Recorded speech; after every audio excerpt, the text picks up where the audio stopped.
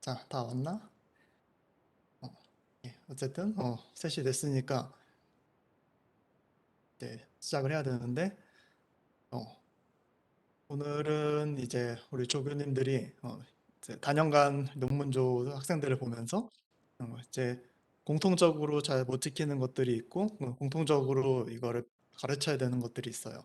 우리 또 실험실에서 자주 쓰는 장비라던가 실험 도구라던가 이런 것들을 사용하는 방법들 이런 것들이 특히 코로나 때문에 실험을 직접 못하는 경우도 많았고 그래서 그런 것들을 이제 조교님들이 한꺼번에 일종의 오리엔테이션처럼 해가지고 가르쳐주는 시간을 가지려고 하고 그리고 이제 앞으로 여러분들이 어떤 자료를 받아가지고 세미나 발표를 해야 되는데 스스로 발표를 하면은 이제 그냥 공부하는 것으로 이제 아는 정도가 있고 그거를 잘 소화를 해가지고 발표를 해야 이제 진정으로 자기가 자기 것이 됩니다. 그런 면에서 이제 발표하는 학생이 가장 공부가 많이 되고 또 동시에 우리들도 한 조씩 돌아가면서 발표를 하면서 동시에 우리들도 같이 공부가 되죠. 그런 식으로 하게 될 거예요. 그래서 또 처음에는 우리 조교님들이 좋은 예를 보여줄 거고, 숙련된 발표 하는 모습을 보여줄 거고, 어, 우선은 이제 우리 그 조교님들 저기 간단히 소개도 보면서 어떤 식으로 논문조 실험 등을 해야 될지 이런 것들에 대해서 보도록 하겠습니다. 자, 그래서 누가 먼저 시작하려나?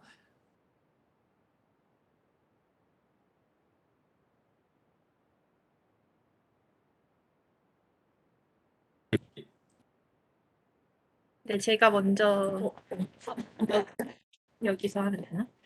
제가 먼저 시작하겠습니다. 실험실 OT를 간단하게 진행하려고 하는데 제가 맡은 부분은 일단 목차는 실험실 정리정돈이랑 실험실 안전, 그리고 실험 노트 작성법, 그리고 실험기구 사용법에 음, 대해서 간단하게 소개를 하려고 하는데요. 일단 제가 맡은 부분은 실험실 정리정돈 부분으로 시작하겠습니다. 일단 실험실 작년 논문조랑 다 해봤을 때 실험실 정리정돈이 잘 안 되는 거를 볼 수 있었는데 저희가 냉장고랑 냉동고를 쓰는 일이 많은데 냉동고랑 냉장고 잠깐 거기 김현진으로 얘기를 하고 있는데 지금 얘기하는 분은 그 김민정 조교님이에요. 제 소개 먼저 해야 되는데 아, 어, 제 이름은 김민정이고 제가 맡은 음, 논문조 주제는 지질 나노 입자 안정성 향상 실험에 대한 논문조를 맡게 되었습니다. 그리고 실험실에서는 정리정돈 부분을 조금 더 맡고 있고요. 일단 냉장고랑 냉동고 위치가 저희가 다 정해져 있어서 각자 담당하는 논문조 조교님의 존에 다 정리해서 보관되어야 하고 그 범위를 벗어날 때는 서로 모르는 물건이면 버리게 될 수 있으니까 이걸 잘 지켜주셨으면 좋겠습니다. 그리고 실험실에서 또 많이 쓰는 물건이 피펫이랑 팁, 튜브 등이 있는데 이 위치도 잘 정리를 해주셨으면 좋겠고요. 이거 쓰고 나서 꼭 뒤에 사용 방법이 나와 있는데 꼭 다 정리를 해주셨으면 좋겠고 여기에 다 경고 문구가 많이 적혀 있는데 본인 실험이 끝나면 바로바로 정리해서 원래 자리에 보관하는 게 당연한 일인데 이게 안 지켜지는 경우가 많으니까 이걸 잘 지켜주셨으면 좋겠습니다. 그래서 일단 공용으로 쓰는 공간이니까 실험 테이블에 본인 물품을 버려두지 않으셨으면 좋겠고 비커랑 용액 쓰는 분들도 많을 텐데 실험실에 오면은 다 쓰고 바로바로 정리를 해주셨으면 좋겠습니다. 이것도 그 뒤에 말하는 안전이랑 관련되어 있는 것이기 때문에 만약에 자기가 위험한 약품을 썼는데 그걸 그대로 테이블 위에 놨을 때 다른 사람이 장갑을 끼지 않았는데 그 물품을 만지면은 약품을 만지면은 문제가 심각해지니까 그것들을 기본적인 거지만 실험실에 와서 실험을 할 때 잘 지켜주셨으면 좋겠습니다. 일단 실험실 정리 정도는 여기까지 하겠습니다.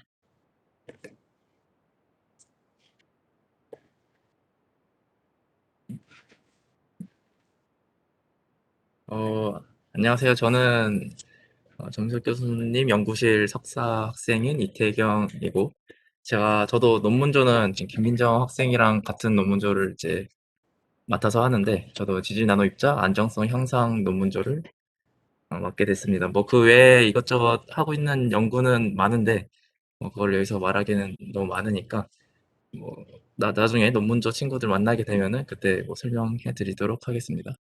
그리고 제가 이번에 뭐 알려드릴 거는 안전에 대한 건데, 일단 저는 안전에서 그리고 복장 안전과 그리고 시약 관련에 대한 안전에 대해서 말씀드리려고 해요. 먼저 복장 안전인데, 뭐 기본적으로 저 실험복은 원래 입는 게 정석인데, 근데 저거를 뭐 항상 입고 다니기에는 너무 걸리적거리니까, 사실 물리화학 실험이나 저희 그 과목에서 실험 들었을 때는 꼭 입고 하라고 하죠. 근데 저희 보통 바이오 쪽이라서 이렇게 막 강산이나 뭐 그런 강한 무언가를 사용할 일이 별로 없기 때문에, 그런 걸 사용할 때는 저 복장을 꼭 착용해야 되고, 왜냐면은 뭐 이제 다치니까요. 그리고 그리고 네, 그러고요. 근데 예. 그래서 실험복은 이제 평소에는 잘 안 입지만, 그런 진짜 위험한 물질들을 다룰 때는 꼭 입고 하는 걸로 해요. 그리고 이거는 뭐 실험실에 구비가 돼 있으니까 실험실에 구비돼 있는 걸로 사용하시면 되고, 그리고 이제 항상 이제 장갑을 이렇게, 지금 뭐 저도 실험하다 와서 이렇게 끼고 있는데, 이 장갑은 이제 두 가지가 있어요. 두 가지 그 목적으로 하는데, 뭐 실험자 나를 보호하는 것도 있죠, 당연히. 이렇게 위험한 거 할 때는 이렇게 장갑을 끼고 있으면은 손이 안전해지겠죠. 근데 그것보다 사실 여기서 더 중요한 거는 실험 샘플을 보호하는 거죠. 뭐 PCR 같은 거 하게 될 때 DNA나 아니면 손에서는 항상 기름이 나오니까, 어떤 샘플을 좀 더 그 안정적으로 유지하려면은 이런 장갑을 끼고 하는 게 훨씬 좋은 결과를 낼 수 있겠죠. 어쨌든 장갑 같은 경우는 항상 끼고, 본인이 하루에 장갑을 낀 거를 지속적으로 사용하도록 하고, 마스크는 뭐 요즘 코로나 때문에 그렇긴 한데, 이것도 비슷한 느낌으로 실험 샘플 보호하는 느낌으로 끼긴 해야 돼요. PCR 같은 거 할 때 말을 하거나 그러면은 입에서 나온 DNA나 이런 거에 의해서 DNA가 영향을 받을 수도 있고, 뭐 여러 목적으로 마스크 실험할 때는 끼고 하는 게 원래는 좋은데, 이제 코로나 때문에 항상 끼고 있죠. 그래서 이거에 대해서는 그렇게 하고, 시약 관련 안전인데, 지금 저희가 이게 이렇게 다 나눠놨어요. 산이랑 염기, 그리고 각종 클로라이드나 유기용매, 이렇게 나눠져 있는데, 그래서 앞에 김민정 학생이 얘기한 것처럼 여기도 비슷하게 분류가 돼 있어요. 왜냐면은 막 넣어 있으면은 누가 치약을 사용할 때 찾기 어려우니까 분류를 해놨고요. 그리고 산과 염기 같은 경우는 같은 시약장에 놓지 않게 돼 있어서 그게 분리가 돼 있고, 그래서 항상 그거 유의하면서 시약장을 확인해 주시고요.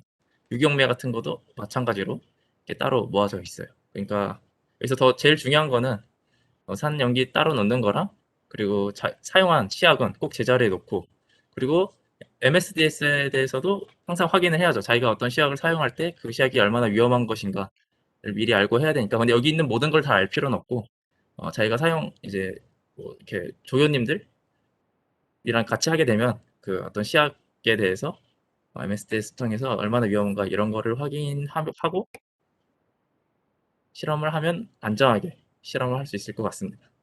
네, 그럼 전 여기까지 하고 다음 상민이 형 발표를 하겠습니다. 네, 안녕하세요. 저는 박사과정 이상민입니다. 저는 이번에 인턴 조를 맡게 되었고, 오늘은 간단히 실험 노트 작성법에 대해서 설명을 드리도록 하겠습니다. 먼저 연구 노트, 저희가 이제 사용하고 있는 연구 노트를 올려 찍어 두은 거고요. 이제 이 노트를 작성하게 될 건데, 이제 연구 노트에 작성해도 되고, 요즘은 주로 아이패드에도 많이 작성을 하고 있습니다. 그래서 연구 노트에는 실험 주제, 실험 재료, 실험 방법, 결과 날짜 등을 작성을 하고요. 그리고 실험 노트에는 주로 펜으로 작성하고 지워지지 않는 펜으로 작성을 해야 합니다. 그래서 연필, 지우개 등은 이제 사용하시면 안 되고요. 이제 뭐 자유롭게 연구 노트에 꼭 실험 내용만 쓰는 것도 아니고 이제 연구에 대한 다른 아이디어 이런 것도 작성을 하셔도 됩니다. 네. 그 연구 노트는 이제 본인이 실험하고 있는 연구실에 귀속이 되는 물품이어서요. 이거를 개인이 들고 갈 수 있는 부분은 들고 갈 수는 없습니다. 네. 그다음에 이제 실험 노트 작성에 좋은 예와 안 좋은 예인데 이제 안 좋은 예를 보시면은 거의 아무것도 없죠. 네. 이제 나중에 실험실에 오시게 되시면은 뭐 더 궁금한 내용이 있으면은 따로 직접 보여드리도록 하겠습니다. 그다음 네, 안녕하세요. 저는 그 1조 인턴조를 방금 발표한 이상민 박사과정 학생이랑 그 공동 지도를 하고, 그리고 나노프로스 골드조를 약간 서포트하는 그런 역할을 하고 있고요. 주교로서는.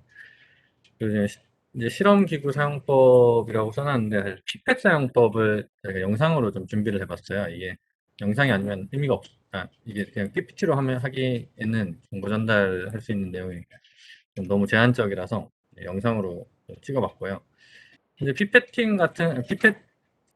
이 사용법은 사람마다 조금씩 그 작년에 보면 항상 다 달라가지고 좀 실험 결과가 약간씩 다르게 나오는데, 그게 좀 피펫 그 사용법을 좀 잘못 알고 있거나 용량을 좀 제대로 설정을 못하는 경우가 많았어가지고 요거를 좀 꼭 알아뒀으면 좋겠어서 이걸 좀 준비를 해봤습니다. 영상을 좀 틀어보겠습니다. 네, 이제 피펫 사용법을 좀 배워볼 건데요. 이게 저희 실험실에서 사용하는 피펫입니다. 피펫은 이렇게 잡고 쓰는 거고요.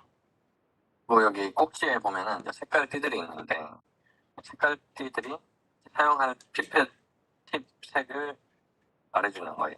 보면 노란색, 파란색, 빨간색이 있는데, 그래서 빨간색은 있는 빨간색 팁을 사용하면 됩니다. 용량별로 나눠져 있는 거고요. 빨간색은 10마이크로리터 미만에서 사용할 수 있고, 그리고 노란색은 10마이크로에서 200마이크로까지 사용하기에 딱 적합하고요. 그리고 제 오른쪽에 있는 파란색 팁은 100마이크로에서 1ml까지 사용할 수 있습니다. 여기 보면 꼭지에 또 색깔 뒤에 보면은 숫자들이 적혀 있는데, 20에서 20 나누기 200이라고 적혀 있는데, 이 200에서 20에서 200까지 사용할 수 있다는 그런 뜻입니다. 유효범위고요. 여기 보면은 종류는 200마이크로 최대치를 가지고 그 피펫 이름으로 부르는데, 이건 200마이크로 피펫이라고 부르고요. 여기 순서대로 요거는 10마이크로 피펫, 이건 200마이크로 피펫, 이건 1mm 피펫이라고 부릅니다. 이거보다 더 많은 종류가 있는데 나중에 설명드릴게요. 그리고 피펫을 잡고 여기 원하는 숫자로 맞추기 위해서 이렇게 돌리고 있는 장면이고요. 돌려서 제대로 된 숫자를 맞춘 다음에 사용하면 됩니다. 그리고 이제 옆에 보면은 자물쇠 표시 같은 게 있는데, 잠금으로 하면은 이게 이 꼭지가 돌아가지 않아서 볼륨이 따라서 고정이 되는 거고요. 풀리면은 돌아가서 또 바꿀 수 있는 건데요. 방금 보신 대로 피펫을 꽂을 때는 통통 이렇게 잘 꽂아서 사용하는 게 좋습니다. 그냥 꾹 눌러도 되는데 그러면 가끔 빠질 때가 있거든요. 피펫은 이렇게 잡고 누르면은 한번 딱 눌렀을 때 딱 걸리는 그런 지점이 있는데, 여기가 정량입니다. 그리고 한번 걸리고 나서 한 번 더 또 누르면 또 들어가거든요. 또 들어가는 거는 이게 꾹 넣었는데 피펫 안에 용액이 남아있을 때가 있어요. 그럴 때 더 꾹 눌러서 안에 있는 걸 다 빼내주는 용도입니다. 용액을 할 때 가장 유의해야 될 사항 중 하나는 이런 용액들이 걸러가 있는 상태에서 이 용액을 뽑으면은 농도가 다른 부분이 생기기 때문에 실험을 잘못할 수가 있기 때문에 이걸 다 녹이고 해야 됩니다. 녹일 때는 이것도 가장 좋은 방법은 요 볼텍서라는 기계를 사용하는 건데, 적당한 속도로 해서 이렇게 흔들어주면 빨리 높게 하면은 가장 낮은 온도에서 용액대를 다 녹일 수 있기 때문에 이걸 사용하는 거고 밀도를 가지고 한번 용액을 좀 까볼 건데요. 또 아까 말씀 안 드린 그 주의사항 중에 하나는 용액 이 부분 용액인데 이 용액이 들어있지 않은 부분을 먼저 잡고 있는 게 가장 이 용액을 안전하게 사용할 수 있는 방법입니다. 이제 뽑을 때는 특별한 주의사항이 없고요. 주입할 때 특별한 주의사항들이 첫 번째 방법은 용액에 팁을 꽂고 깊이 꽂고 주입하는 방법이고요. 두 번째 방법은 벽에다가 흘려주는 방법. 세 번째는 공중에서 쏘는 방법이 있는데요. 가장 좋은 방법은 벽에다 흘려주는 방법이 가장 좋은 방법인데 이 방법은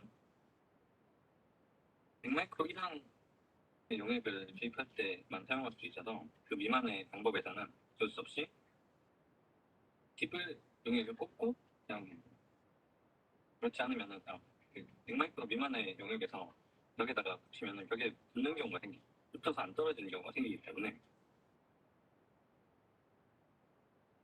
꼭 주의해야 되는 사항. 이 세트 다 쓰고 나면은 일단 새 팁을 사용해야 되는데요. 팁을 사용할 때는 팁을 사용하고 나면 여기 엄청나게 딱 누르면 쏙 빠지게 됩니다. 네, 여기까지가 이제 동영상으로 제작한 부분이고요.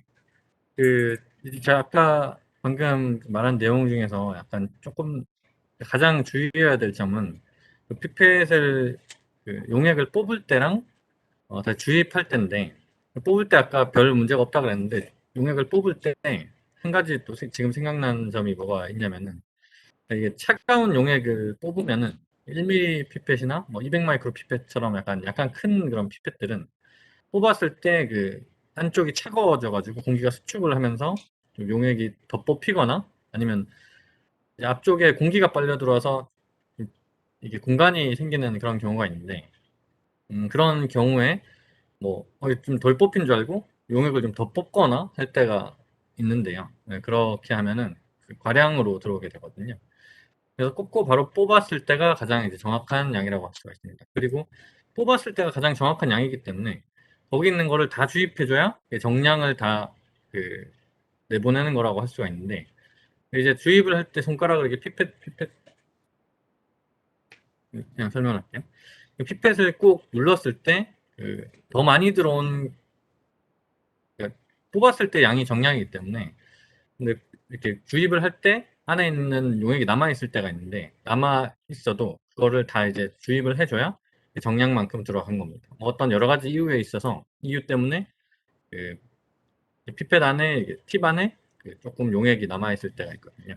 그리고 아까 주입할 때 공중에서 쏘는 방법이 있다고 했는데 그 방법은 이제 1mm 피펫 이상을 사용할 때만 사용할 수 있는 방법인데 그 미만에서는 팁 끝에 맺혀가지고 안 떨어질 때가 있어서 이제 좀 큰 용량의 피펫에서만 그런 방법을 사용하는 게 좋습니다. 여기까지 실험 기구 사용법이었고요. 뭐 실험 기구 다른 기구는 좀 만들다 보니까 그거는 직접 봐도 뭐 그냥 직관적으로 사용해도 어느 정도는 괜찮고 그게 아니면은 직접 봐야 되고 뭐 해서 딱 적합한 적합하게 알려줄 게 피펫 사용법인 것 같아서 요거까지만 준비를 했습니다. 저희 발표는 여기까지고요. 혹시 질문사항이나 질문할 점 그런 부분이 있으면은 질문해 주시면 감사하겠습니다.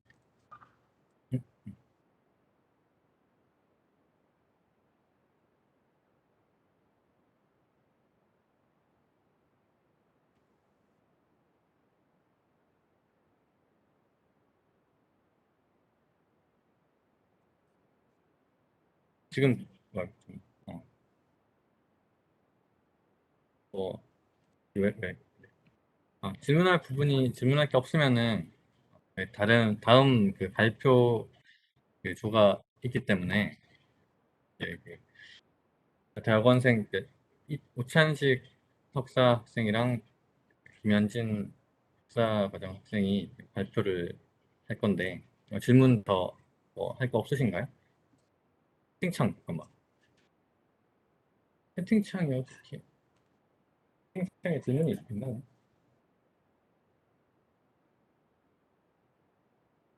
질문이 있는데 잠시만 채팅창을 제가 어, 채팅창 어떻게 질문해 주시면 돼요. 아니면 마이크 켜고 할까요? 잠깐만 채팅창 켰거든요. 채팅으로 해도 되고 마이크 켜도 해도 되고 뭐 아무렇게나 할 때. 아까 그 낮은 온도의 용액을 뽑을 때 네네. 더 뽑힐 수도 있다고 했는데 그런 경우에는 어떻게 정량을 측정하나요?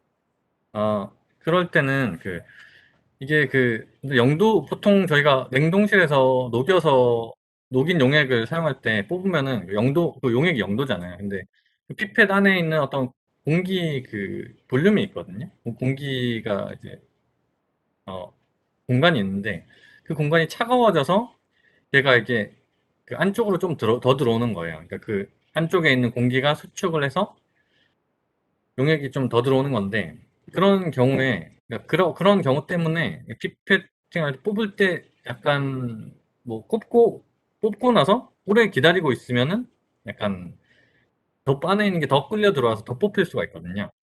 그러니까 그래서 이거는 약간 좀 해봐야 하는 건데 또 너무 빨리 뽑으면은 또 1mm 피펫 같은 경우에는 덜 들어올 수가 있어요.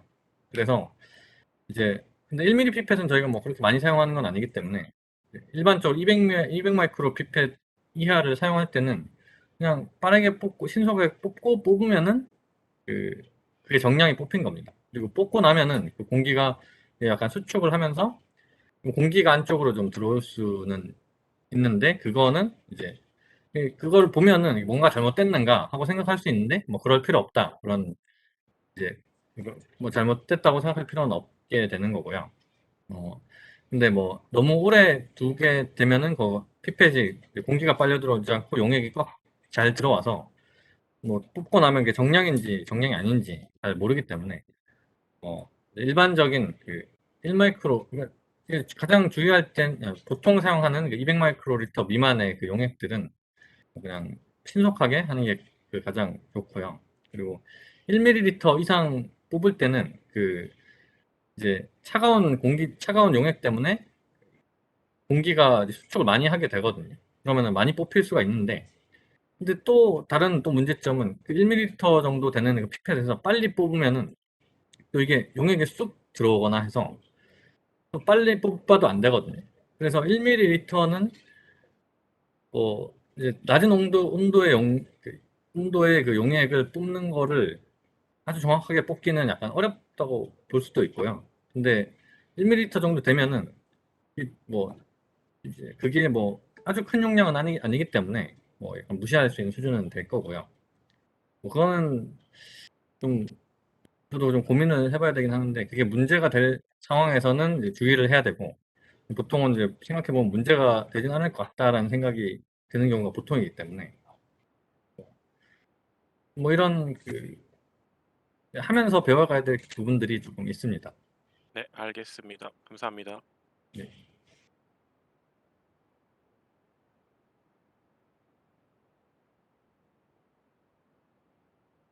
그럼 이제 질문하실 분이 더 없을까요? 채팅으로 하셔도 되고.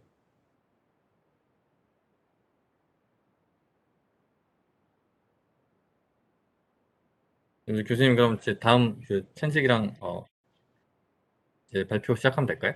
네, 뭐 더 없으면은 어차피 또 실험하면서 물어보고 해야 될 것들이고, 네, 그럼 다음 발표로 빨리 넘어가지 뭐.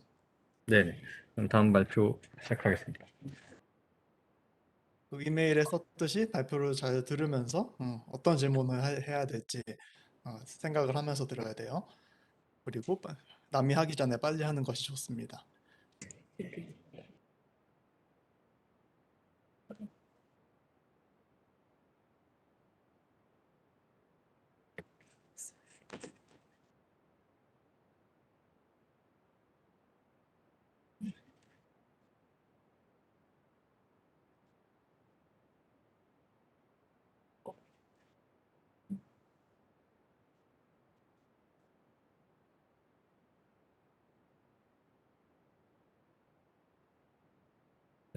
이것만 해야 돼.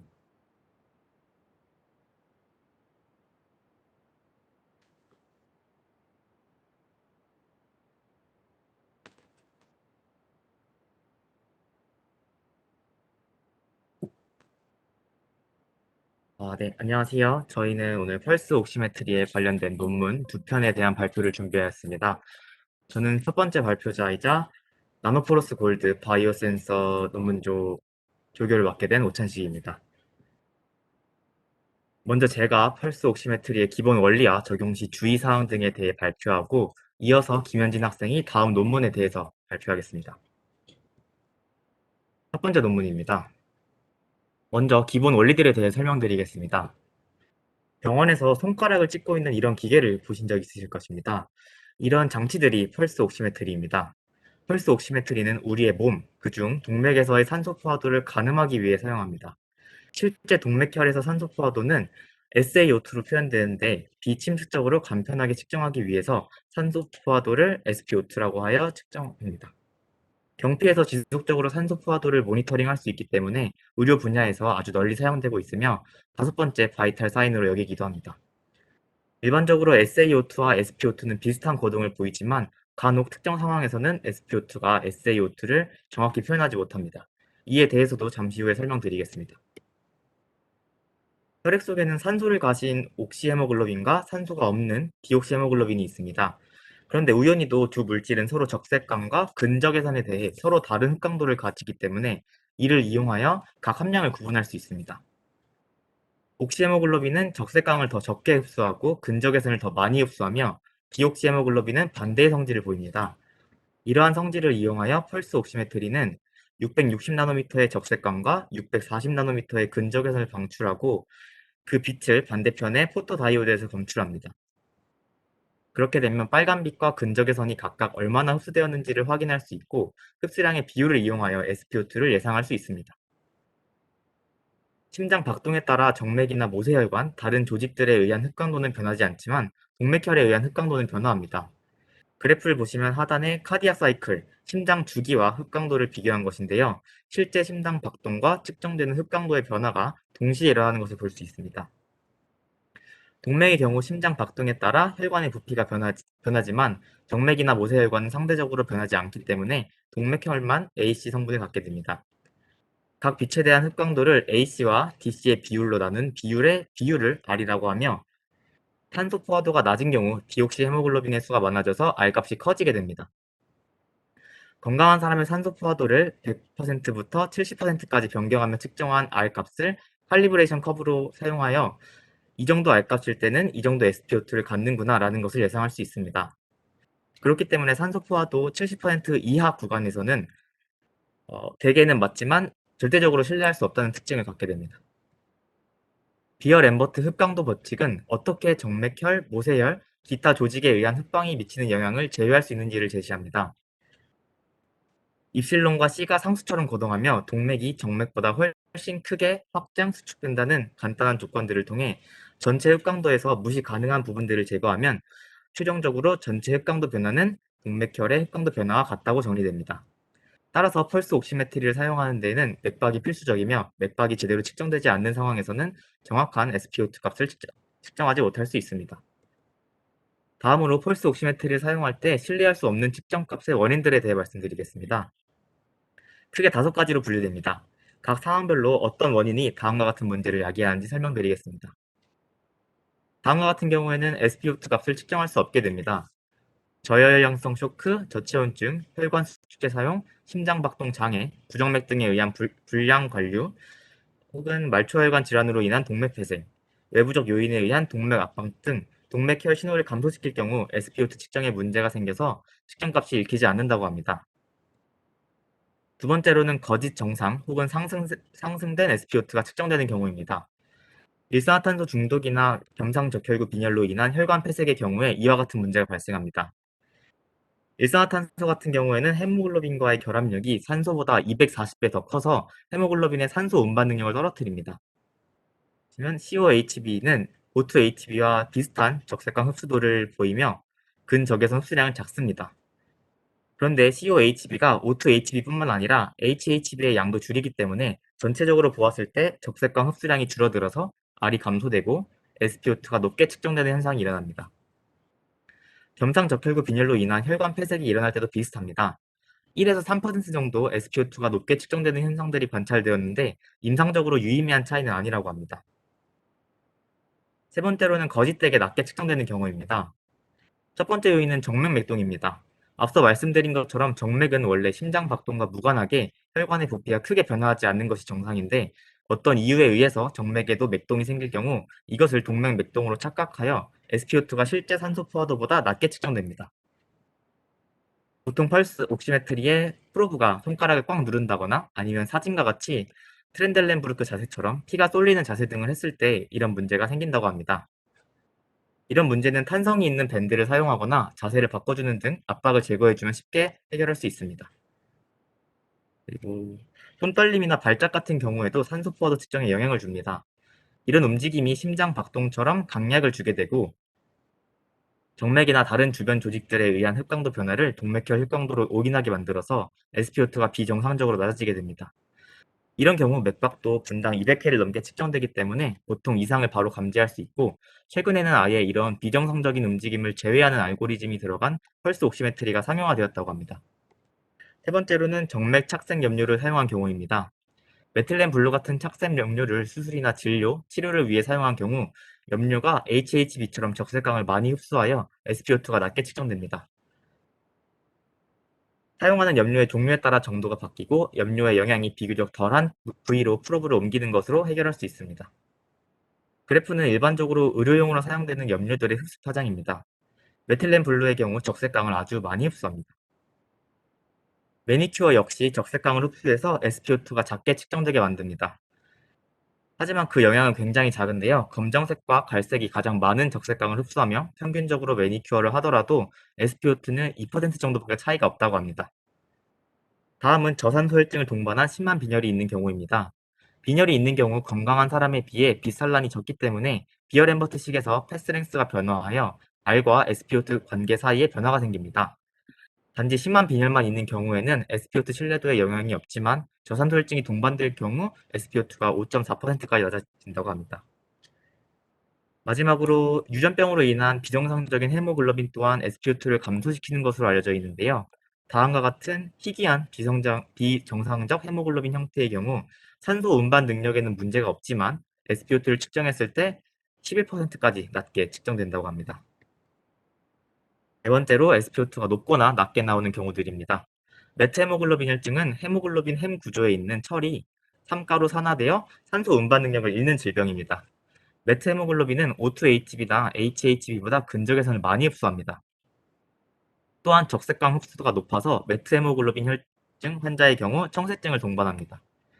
메트헤모글로빈은 적색광과 근적외선이 모두 많이 흡수하기 때문에 메트헤모글로빈이 많은 경우 R값이 1에 가까워지고 이것은 SpO2가 80에서 85%로 표시됩니다. 따라서 메트헤모글로빈 혈증이 심한 사람의 경우 실제 산소 포화도와 상관없이 SpO2가 80에서 85% 정도로 수렴되기 때문에 SpO2 값을 신뢰할 수 없습니다. 황헤모글로빈 혈증도 마찬가지입니다. 헤모글로빈 생성 이상으로 황과 결합한 형태의 헤모글로빈이 만들어지는데요. 메트헤모글로빈이나 HH보다도 더 많은 적색광을 흡수합니다. 근적외선 흡수량도 비슷하여 메트헤모글로빈 혈증과 마찬가지로 R값이 1에 근사되어 산소 포화도가 80에서 85%로 나오게 됩니다. 프로브 포지셔닝을 잘못해서 빛이 조직을 거치지 않고 바로 디텍터로 들어갈 경우에도 R값이 1에 근접하여 항상 일정하게 수렴된다고 합니다. 마지막으로 폐혈증 및 폐혈성 쇼크가 있는 경우에도 SpO2를 신뢰할 수 없습니다. 폐혈증 자체가 일으키는 변화에 폐혈증을 치료하기 위해 사용되는 약물, 폐혈증에 동반되는 다른 수많은 증상들까지 고려되어 SpO2가 SaO2에 비해 어떻게 변화할지 예측할 수 없습니다. 따라서 폐혈증 및 폐혈성 쇼크를 일으킨 환자에게 펄스 옥시메트리를 사용하여 정확한 산소 포화도를 예측하는 것은 어렵습니다. 마지막으로 앞선 내용과 조금 다른데요. 코옥시메트리를 사용했을 때 값을 신뢰할 수 없는 경우입니다.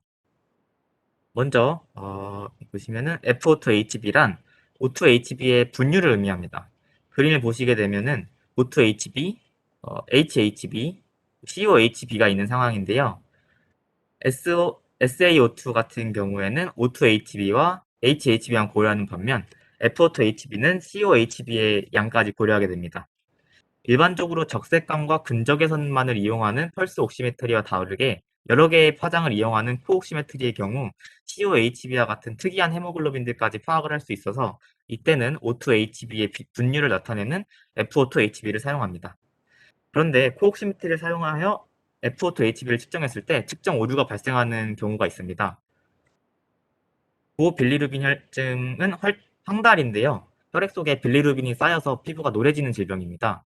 노란색은 적색광이나 근적외선의 흡수 파장을 방해하지 않기 때문에 일반적인 펄스 옥시메트리를 사용하여 측정한 SpO2에는 문제가 없지만 여러 개의 파장을 사용하는 코옥시메트리의 경우 노란색으로 인해 메트헤모글로빈이나 COHB의 수치가 거짓으로 높게 측정되어 F2HB가 높게 측정됩니다. 따라서 이런 증상이 있는 경우에는 F2HB보다 SpO2를 사용하는 것이 더 좋습니다. 그리고 신생아의 헤모글로빈은 적색과 근적외선 파장에서 성인의 헤모글로빈과 비슷하게 빛을 흡수하기 때문에 일반적인 펄스 옥시미터를 이용하여 SpO2를 측정하는 데에는 문제가 되지 않습니다. 하지만 신생아의 헤모글로빈은 450에서 650 나노미터 영역에서 성인의 헤모글로빈과는 다른 빛을 흡수합니다. 그래서 이 영역을 이용하는 코옥시메트리를 사용하면 신생아의 헤모글로빈은 COHB로 잘못 읽히게 되고 그래서 낮은 F2HB의 값이 나오게 됩니다. 따라서 신생아에게 산소 포화도를 측정할 때는 일반적인 펄스 옥시미터를 사용하는 것이 권장됩니다.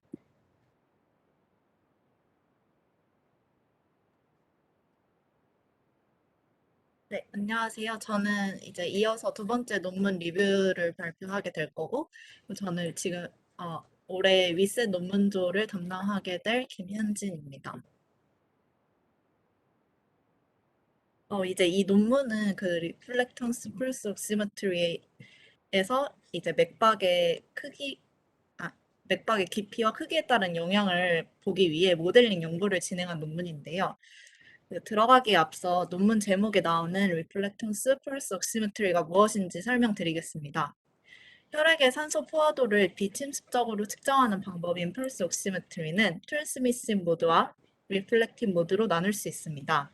트랜스미시브 모드는 투과 모드라는 뜻으로 LED에서 빛이 나오면 빛이 조직을 투과하고 LED와 반대쪽에 위치한 포토다이오드에서 투과된 빛을 탐지합니다. 반대로 리플렉티브 모드는 반사 모드라는 뜻으로 LED에서 빛이 나오면 LED와 같은 쪽의 포토다이오드에서 조직으로부터 반사된 빛을 탐지합니다. 투과 모드는 높은 정확도와 안정성을 지니지만 투과한 빛을 탐지해야 하므로 얇은 부위에서만 측정이 가능합니다. 그에 반해 반사 모드는 얇은 부위가 아니더라도 측정이 가능하여 발, 이마, 가슴, 손목 등 다양한 부위에서 측정할 수 있습니다. 특히 손목에서의 측정은 펄스 옥시메트리를 워치와 같은 스마트 장치에서 활용될 수 있습니다. 이 논문의 연구 목적은 리플렉턴스 펄스 옥시메트리에서 동맥 박동의 깊이와 크기에 따른 영향을 알아보기 위함입니다. 논문에서는 몬테카를로 시뮬레이션을 통해 박동의 깊이와 크기에 따른 영향을 관찰하였습니다. 여기서 몬테카를로 시뮬레이션은 불확실한 사건에 가능한 결과를 추정하는 데 사용되는 수학적 기법으로 반복된 무작위 추출을 이용하여 발생하는 결과의 범위를 도출합니다. 논문에서 사용한 리플렉턴스 펄스 옥시메트리의 측정 모델은 멀티레이어 티슈 모델입니다. 이 모델은 그림과 같은 6개의 피부층으로 이루어져 있으며 표에 각 피부층의 이름과 표면으로부터의 깊이 D, 블러드 함량 F가 나타나 있습니다.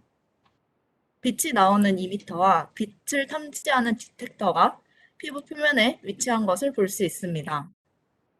이미터와 디텍터 사이의 거리는 이미터 디텍터 스페이싱으로 부르며 R이라는 변수로 표시합니다. 첫 번째와 두 번째 피부층에는 블러드 플로잉이 아예 없고 다섯 번째 피부층에 블러드 함량이 제일 높습니다. 첫 번째로 동맥 박동의 깊이에 따른 영향을 알아보기 위한 시뮬레이션입니다. 이 시뮬레이션에 사용된 멀티레이어 티슈 모델에서의 구체적인 조건을 표에 나타냈습니다. 노미널은 이전 연구들과 비교를 위해 단순하게 설정한 조건이고 애프터 슈미츠는 포톤 디퓨전 모델로부터 검증된 조건입니다. 노미널에서는 맥박의 크기를 전체 혈액량 대비 5%라고 하였고 동맥혈과 정맥혈의 비율은 1대3, 멜라닌은 없다고 간주하였습니다. 또한 동맥혈에서의 산소 포화도는 20에서 100으로 광범위하게 나타나며 정맥혈에서의 산소 포화도는 동맥혈에서의 산소 포화도보다 10% 낮은 것으로 계산하였습니다. 애프터 슈미츠에서는 맥박의 크기는 전체 혈액량 대비 6.7%, 동맥혈과 정맥혈의 비율은 1대1, 멜라닌은 5% 함유한다고 간주하였습니다.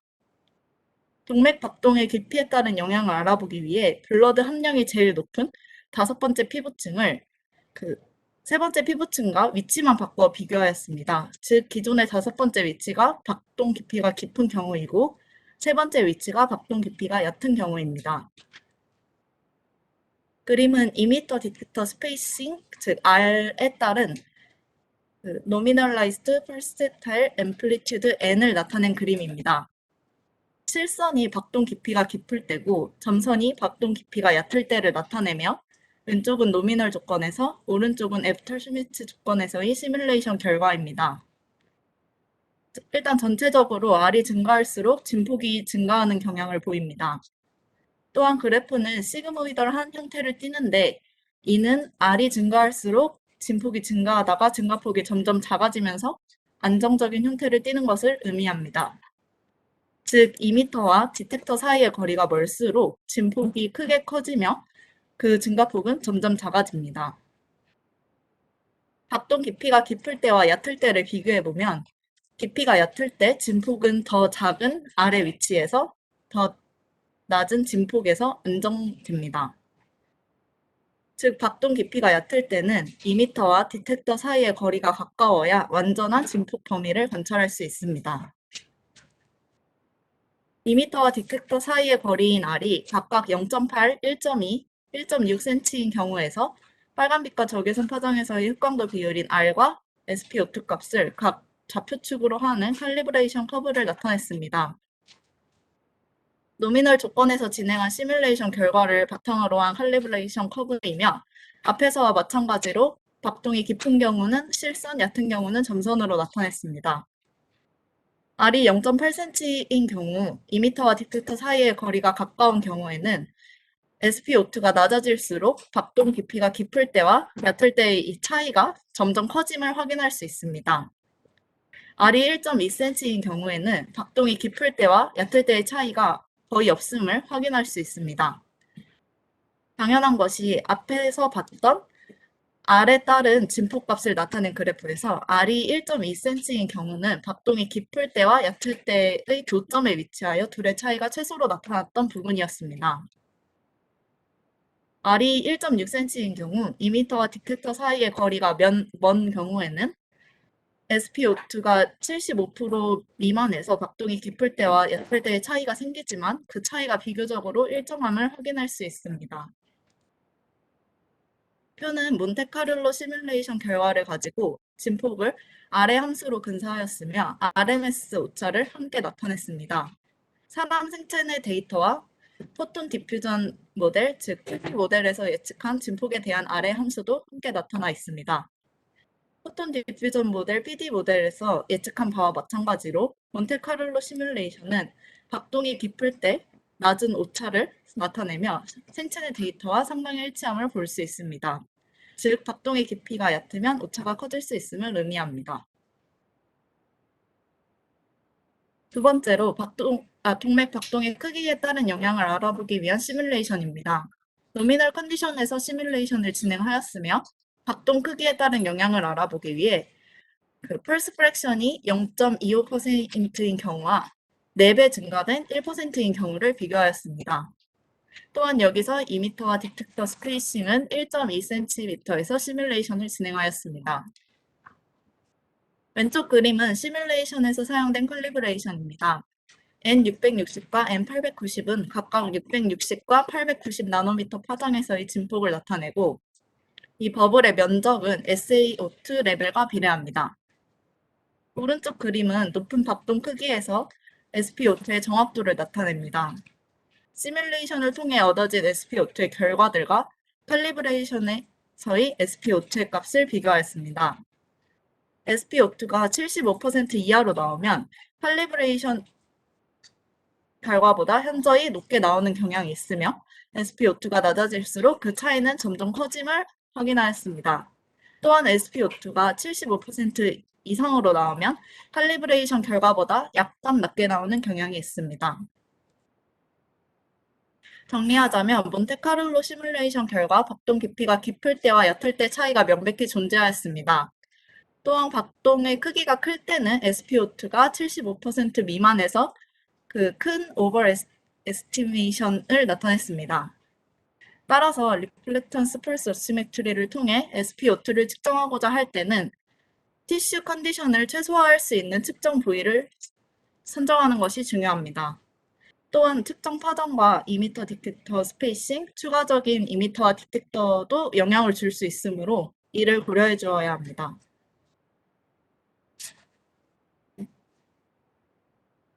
이상으로 발표 마치겠습니다. 감사합니다. 질문해도 될까요? 네, 저 석사 김민정입니다. 네. 제가 질문하고 싶은 거는 앞에 오찬식 학생이 설명하신 부분에 있는 건데, 저산소증을 동반하지 않은 심한 빈혈만 있을 때 왜 신뢰도에 영향이 없는지 궁금해서 질문합니다. 아, 이 부분 같은 경우에는 너무 복잡하고 논문에서도 해당 리뷰에서 다룰 범위 바깥이라고 해서 설명을 하지 않았다고 합니다. 저 역시 찾아봤는데 이해는 하지 못했고요. 참고문헌 38, 39, 40번이 이제 빈혈과 산소 포화도 관련된 부분인데 이걸 읽어보시면 궁금증 해소에 도움이 조금 될 것 같습니다. 네, 감사합니다. 다음 질문하겠습니다. 네. 네네. B735439 정근호 학생입니다. 아까 오찬식 학우님께서 발표하신 부분에 일산화탄소 중독 시 펄스 옥시미터로 측정한 산소 포화도가 이제 신뢰도가 떨어질 수 있다고 하셨는데 그러면 그런 일산화탄소 중독 환자의 경우는 어떻게 산소 포화도를 측정하게 되나요? 제 파트 마지막 부분에서 살짝 말씀드렸는데, 이제 두 가지 파장을 사용하는 게 아니라 여러 가지 파장을 사용하는 코옥시미터라는 옥시미터가 존재합니다. 그거 같은 경우에는 이제 일산화탄소와 결합된 헤모글로빈까지 파악을 할 수 있기 때문에 이제 그런 여기서 말씀드린 것 같이 코옥시미터를 이용하여 일산화탄소 중독 환자의 산소 분율, 그러니까 F2/HB를 얻을 수도 있고요. 아니면은 이제 직접 주사로 동맥혈 가스 분석이라는 방법이 있습니다. 대퇴구 같은 데서 이제 동맥혈을 추출을 해가지고 그거를 분석하는 방법인데요. 그렇게도 산소 포화도를 구할 수 있다고 합니다. 네, 감사합니다. 감사합니다.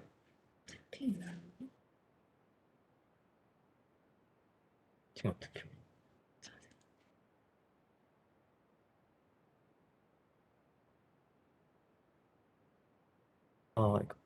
네네.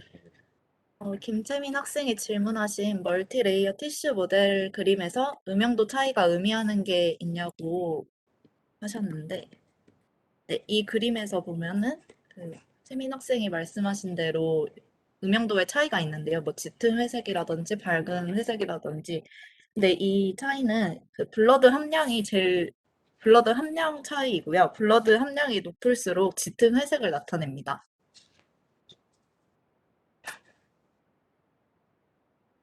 그리고 그다음 조수연 학생이 질문하신 두 번째 시뮬레이션 결과에서 정확도를 나타내기 위해 기준으로 잡은 칼리브레이션이 실제 산소 포화도 수치랑 같냐고 물어보셨는데,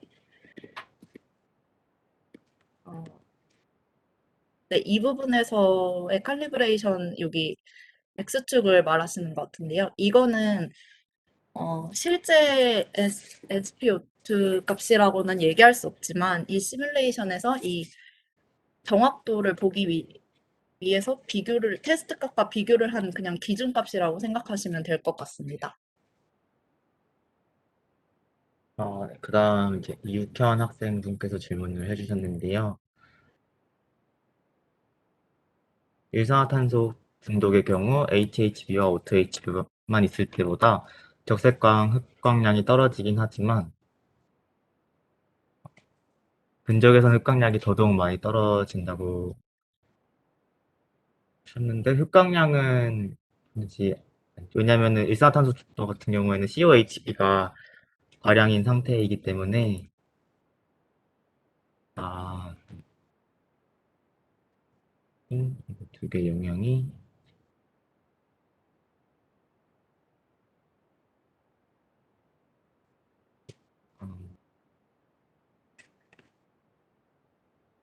음,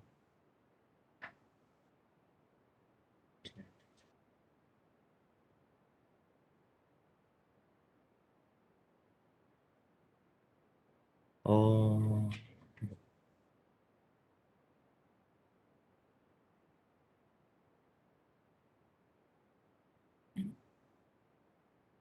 잠시 생각하는 동안 다른 분들 질문 먼저 하도록 하겠습니다. 네. 양혜은 학생이 질문해주신 RMS 에러는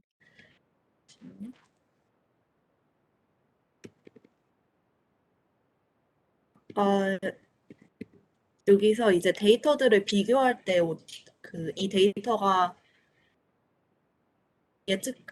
그러니까 이 데이터 예측 모델인데 이 실제값이랑 얼마나 값이 차이가 나는지 비교를 하기 위해서 RMS 에러를 표시했는데요.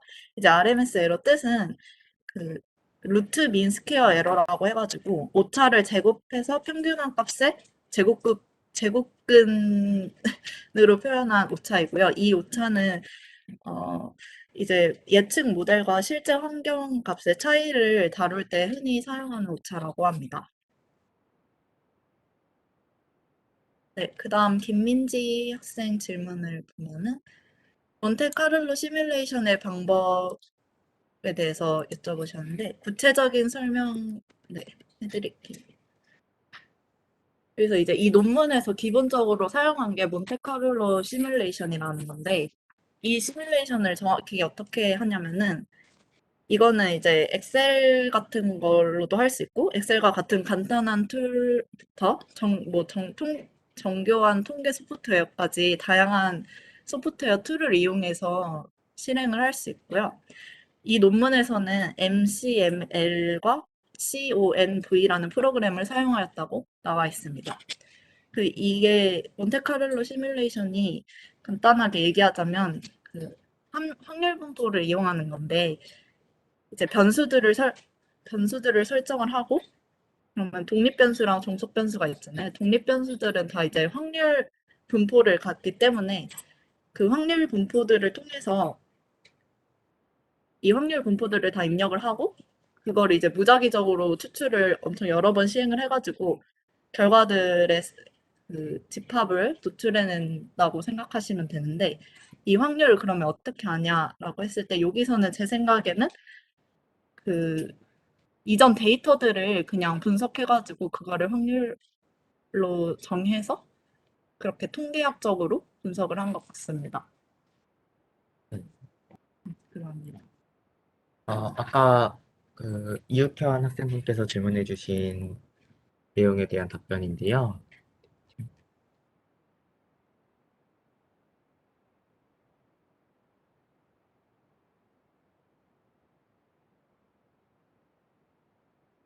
네, 초반부에 그 R값에 대해 정의를 말씀드리면서 이렇게 나온다고 말씀을 드렸었는데요. DC 같은 경우에는 컨스턴트니까 제외를 하고 간단하게 보시면은 적색광, 흡광 나누기 근적에선 흡수량이었습니다. 근데 이제 COHB가 많은 상황에서는 근적에선 흡수량이 굉장히 커지기 때문에 COHB가 많아지는 대신 O2HB와 HHB의 양이 줄어드는 그런 상황에선 근적에선 흡수량이 증가하기 때문에 이제 R값이 작아지는 쪽으로 이동하게 됩니다.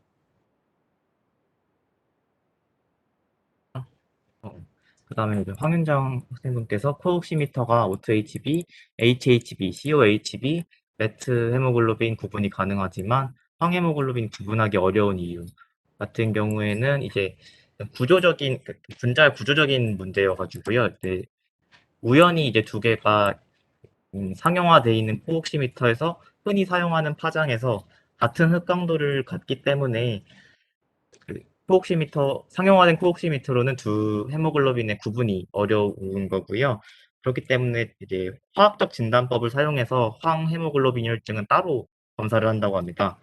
시아나이드를 이용한다고 하는데 혈액을 채취해서 시아나이드를 넣으면은 메트헤모글로빈은 파괴되고 황헤모글로빈은 유지되기 때문에 그 차이를 이용해서 이제 황헤모글로빈 혈증 병의 진단을 할 수 있다고 합니다.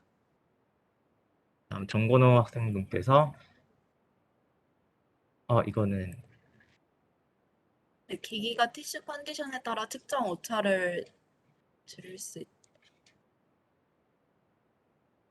아,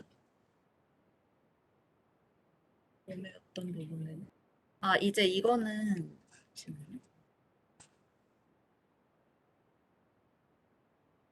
네, 여기 처음에 설명드린 것에 따라서 그 투가 모드인 경우에는 이제 얇은 부위에서만 측정이 가능해서 뭐 손가락 같은 데서는 얘를 쓰지만 제가 얘기한 논문은 리플렉턴스 펄스 옥시메트리여서 발, 이마, 가슴 등의 다양한 부위에서 측정이 가능한데요.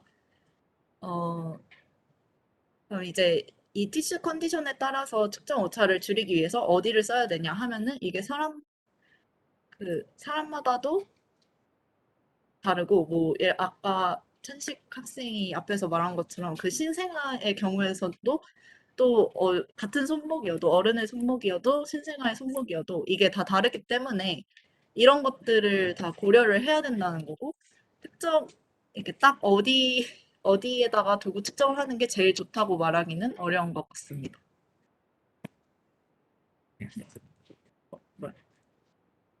그 다음으로 이제 황동민 학생분께서 백혈병이나 혈소판 감소증 같은 적혈구와 직접적으로 관련이 없는 혈액 질병도 산소 포화도 측정 값에 영향을 줄 수 있나요? 라고 질문 주셨는데요.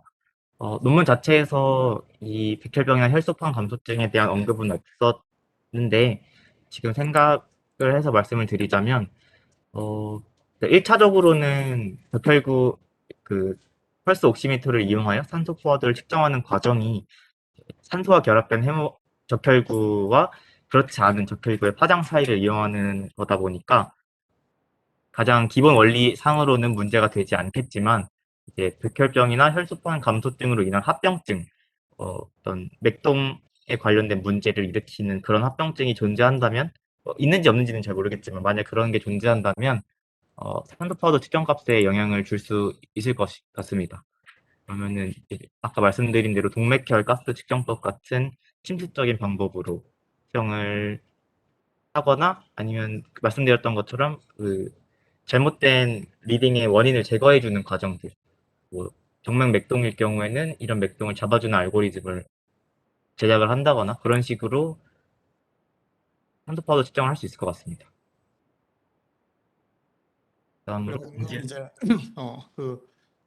이제 어디에 몸의 어떤 부분에 기계 누구 측정하냐고 하는 거에서 그래서 그 대부분 병원 가면은 그냥 손가락에 끼워 놓고 하거나 못할 때는 딴 데다 하긴 하는데 보통 병원에서 많이 쓰는 거는 그 아까 현진이가 보여줬던 거에 그 투과형 그게 있고 반사형이 있죠. 그래서 저렇게 트랜스미시브 하는 경우에는 그 손 같은데 얇은 데에다 하는 게 편하니까 그래서 손가락에 많이 하는 거고 또 의외로 손가락에 그 혈류가 꽤 많이 흐른다고 해요. 그래서 피가 많으니까 신호도 크고 그래서 상당히 정확하게 밑에 보면 높은 정확도 안정성 이렇게 되어 있죠.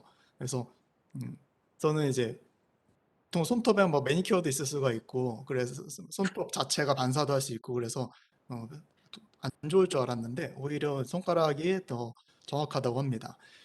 그런데 이제 우리 같은 경우에는 그 워치에서 측정을 해야 되기 때문에 이 데더시 워치가 데더시 워치를 손가락에 대고 있을 수는 없으니까 그래서 손목에 맞춰 가지고 세팅이 되어 있어요. 그래서 워치를 손가락에 대고 그러면 엉뚱한 값이 나올 수도 있어요. 안 해봤지만 시간 나면 한번 해볼 수 있을 텐데 그래서 손목 위에서만 할 수 있는데 손목이 의외로 그 혈류량이 적어가지고 그래서 좀 쉽지 않다고 합니다.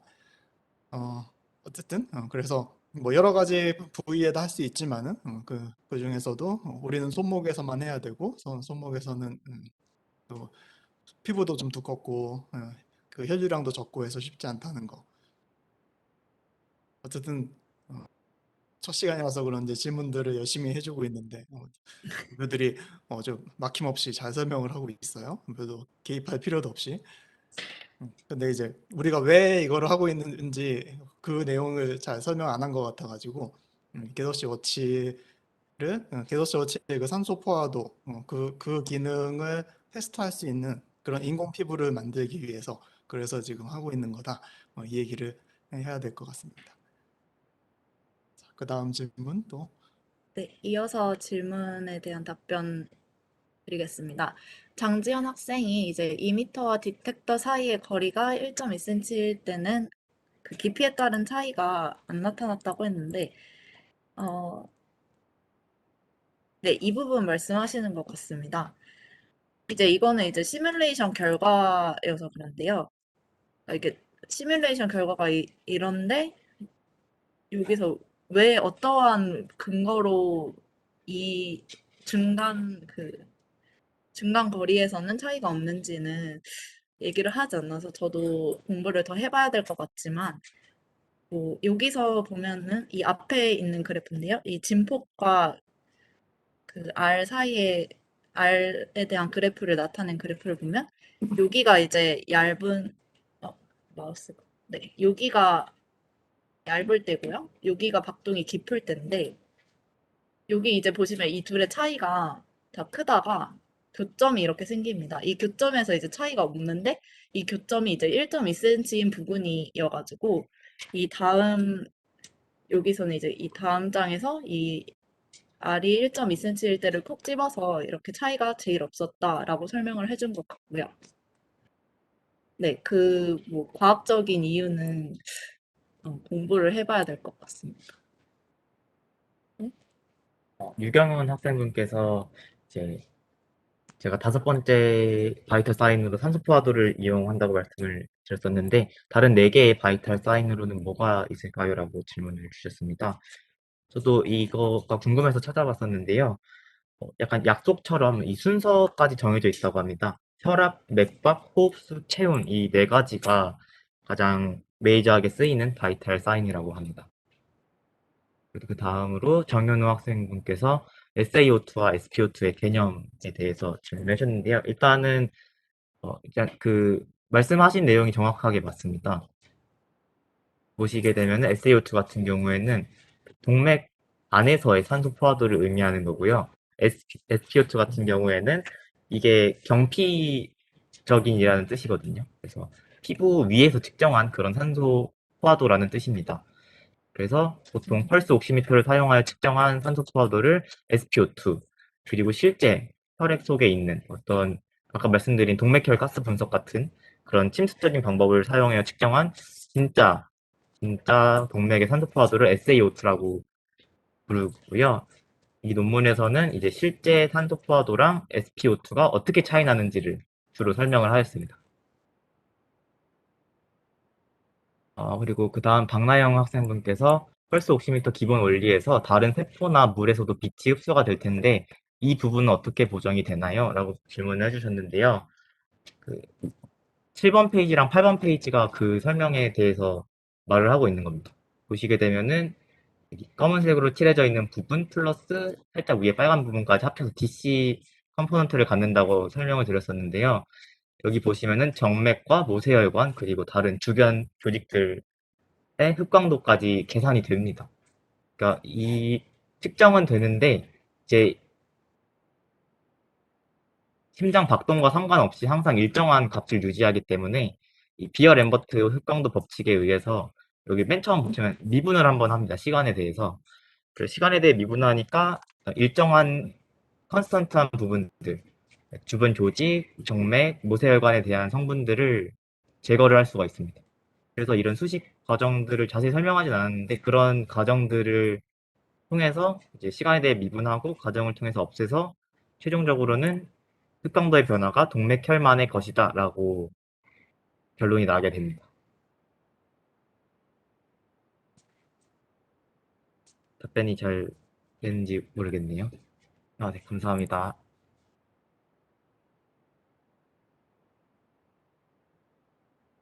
질문 혹시 다 잘했나 보지?